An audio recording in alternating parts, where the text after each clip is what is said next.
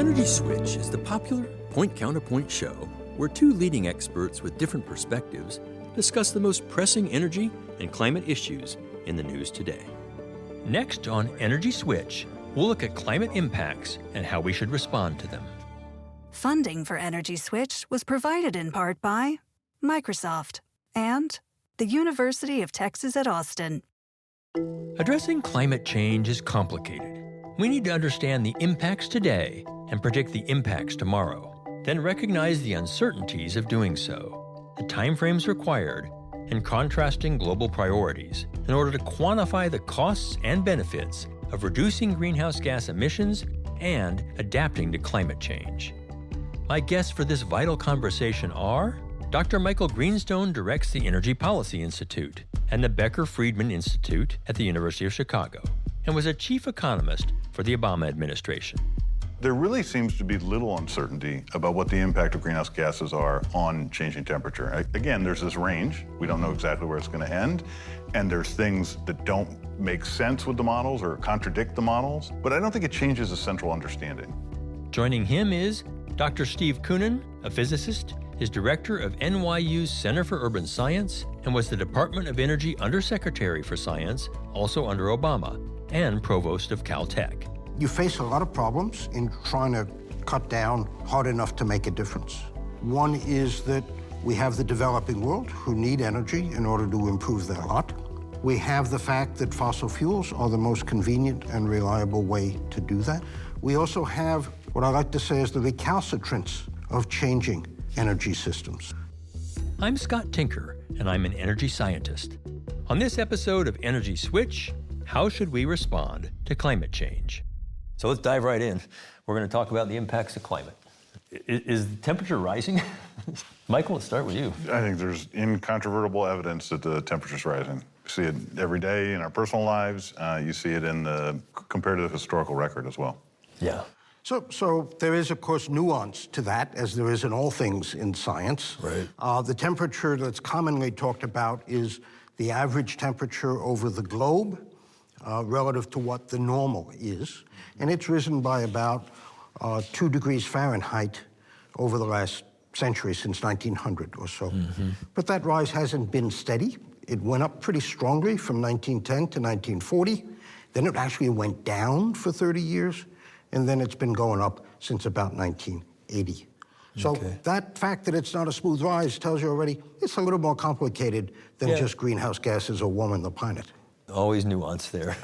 And so that gets us kind of into the trends over this century and kind of how do they compare to human drivers, carbon dioxide being one of the big human greenhouse gases, methane's another one. How do you see that? Yeah, I think the evidence that greenhouse gases play a central role in the increase in temperature is, I think Steve might not like this word, but it's consensus. And I think the climate community, climate scientists, have been very clear that we don't know that perfectly, the relationship, but there's been a narrowing of the range of uncertainty. But there's no doubt that CO2 is causing increases in temperature. And the latest kind of review would suggest that it's probably for doubling the CO2, maybe between 2 and 5 degrees, and I think their most likely number is about 3 degrees, and that's all C. That's all C. So, but I just want to be, I want to be clear, because I think Steve's very focused on the uncertainty, and I think the climate community, the climate scientists have been very clear about that uncertainty. And that's why they don't express, well, it's going to go up by 3 degrees C for sure. They give this range. There's not a CO2 temperature knob.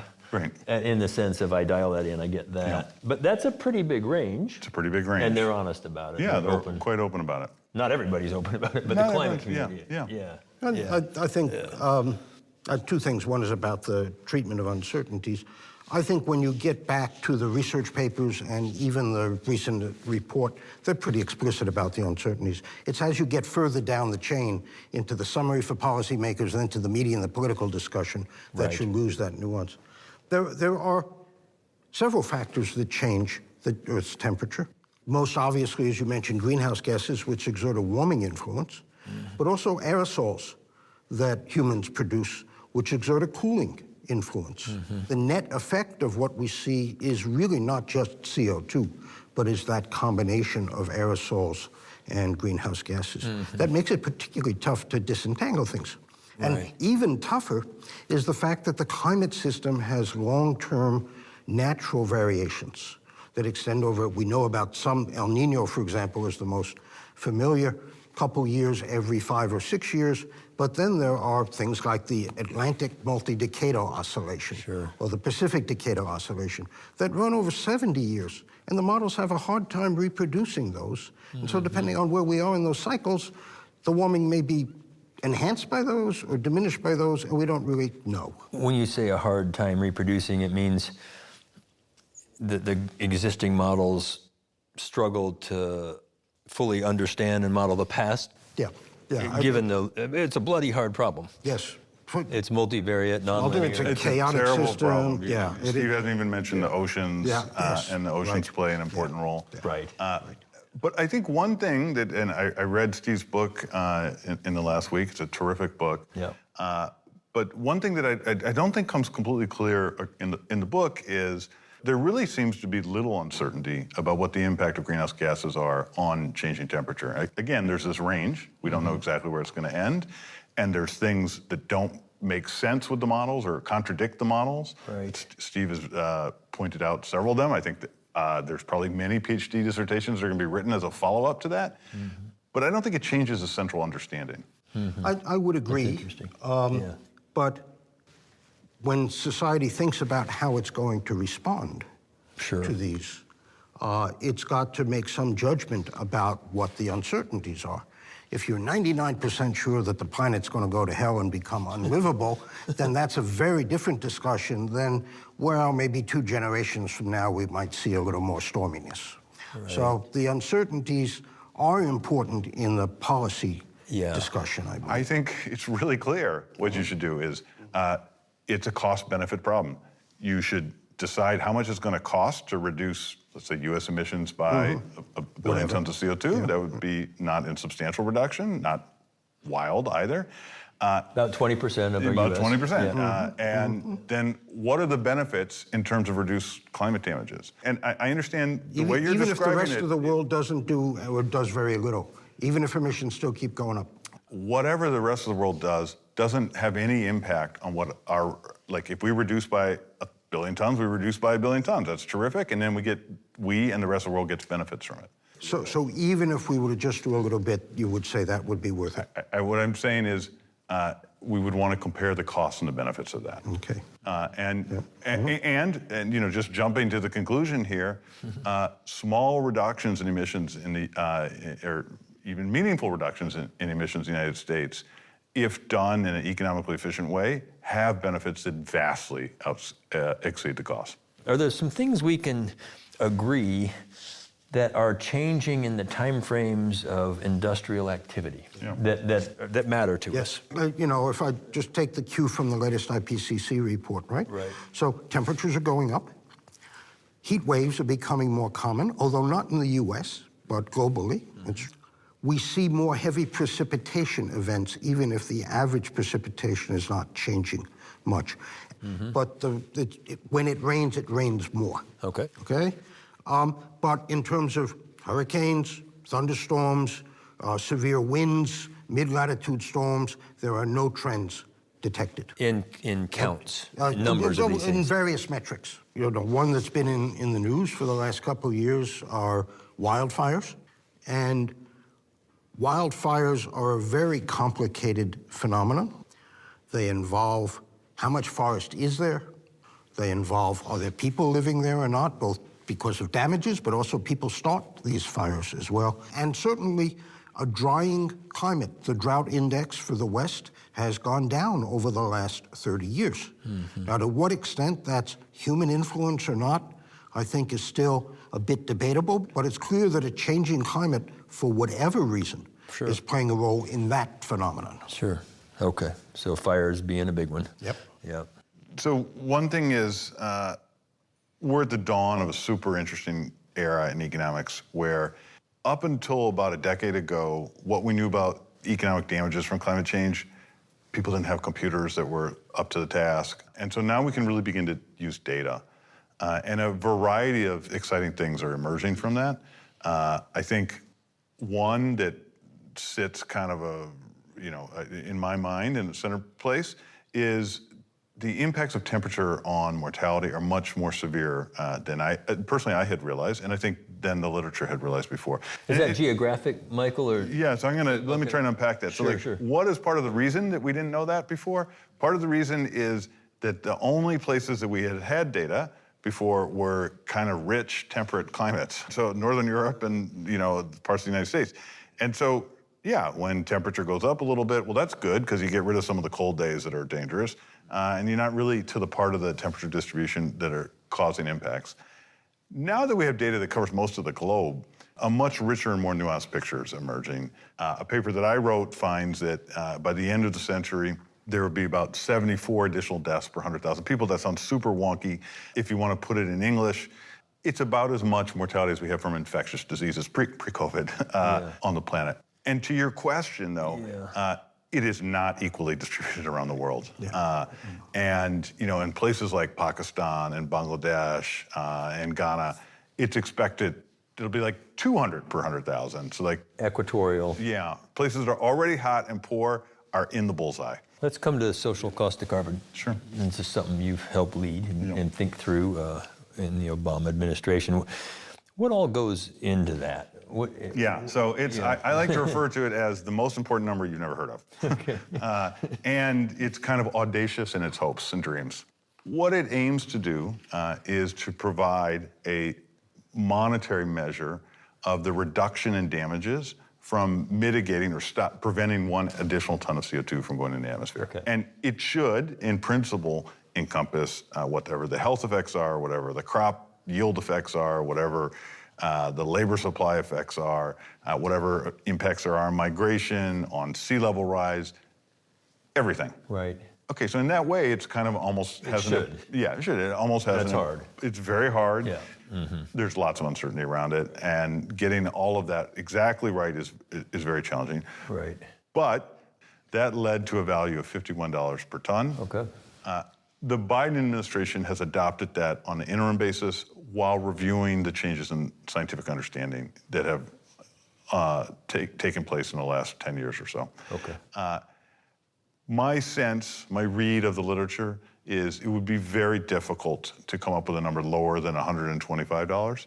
I think our understanding about the impacts of climate change have improved, and they are pointing to bigger negative impacts than we had previously understood. And again, it is so useful that I refer to social cost carbon as the most important number you ever heard of, because it provides this bright line of, well, anything that we spend per ton that is less than that number, it's a good deal. The benefits are going to exceed the cost. When you say the impacts, presumably you mean net impacts, because there are positive impacts from a rising CO2 and a rising temperature. Absolutely. Agricultural yields are greatly enhanced by an extended growing season, but also by the fertilization of CO2. So you've got to take that into account. I don't know if people do that when they calculate it's the all social in cost. the benefits. So one number. And costs are there. And so let me come back to mortality, where the largest net costs are.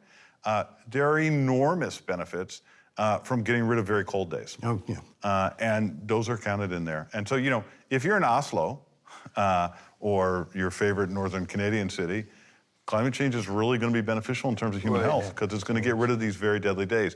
It's just that when you add it up across the globe, and even within the United States, the damages of the hot days outweigh the benefits. Yep. So, you agree? Curb CO2, Steve? Other things being equal, I would say yes. Yep. But in the end, it's again a values discussion. You face a lot of problems in trying to cut down hard enough to make a difference. One is that we have the developing world who need energy in order to improve their lot. We have the fact that fossil fuels are the most convenient and reliable way to do that. We also have, for the existing energy systems, as we have in the US, what I like to say is the recalcitrance of changing energy systems. The energy assets live a long time. They have to be operated reliably, which takes decades of experience improving the technologies and operating procedures. The assets have to be paid off over time, and they all have to work together The fuel for vehicles has to work with the vehicles and the fueling infrastructure and so on. Right. So the energy system historically doesn't like to change rapidly. You know, the current discussion in the U.S. is really too fast. Right. To be optimal. And I think a lot of big industries that are going to have to do this would agree. Yeah. And so we get down the road. What are the levers we can throw? What are some of the big things that will have an impact in the time frames, at the scales, that we can deploy globally? You know, in some respects, I think it's actually, to think of it, the climate challenge is you got the microscope a little too close to the piece of paper. I actually think the right thing is the global energy challenge. And I think of it as a stool that has three legs. The first leg is, how do we get access to inexpensive and reliable sources of energy? Every society wants that.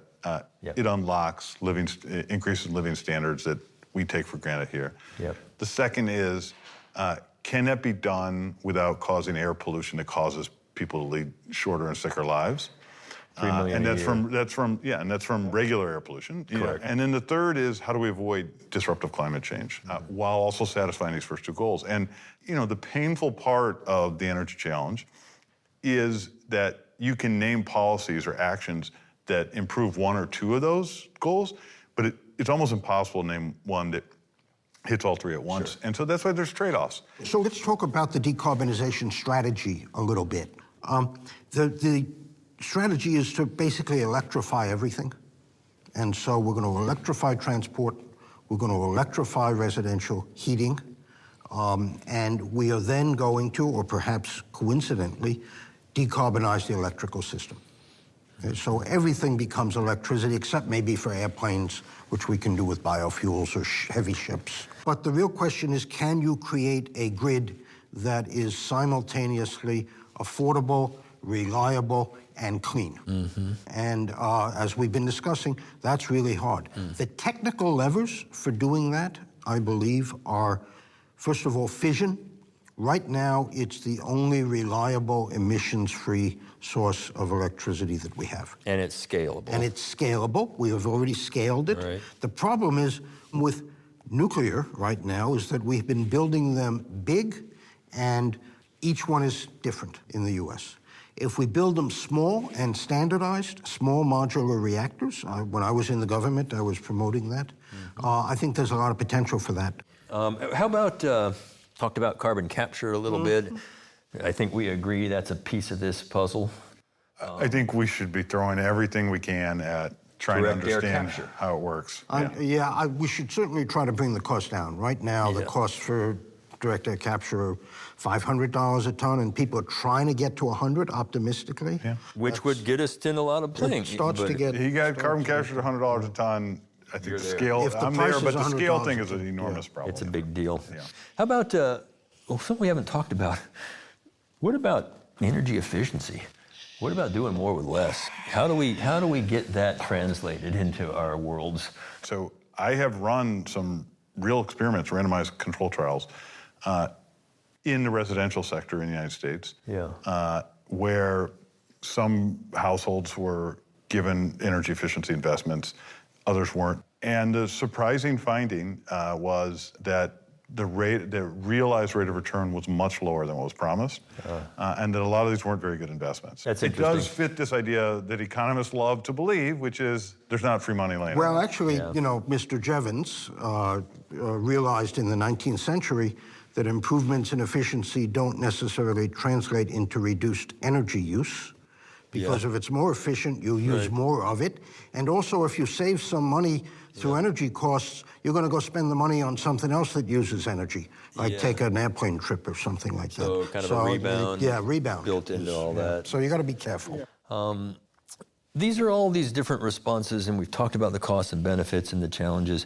One of the concerns I hear consistently is, how do I know that that kind of investment is going to have a payout? What do we say? Oh, I think the best answer is we can run experiments. In India, I've been running an experiment with the state of Gujarat's Pollution Control Board, where industries were randomly assigned to face cap and trade market for regulation versus the kind of standard command and control. The results are very striking. The cap and trade approach is much more effective. Really? Yeah. That's interesting. And so I think, yeah, we're facing an era where we're going to have to make big changes.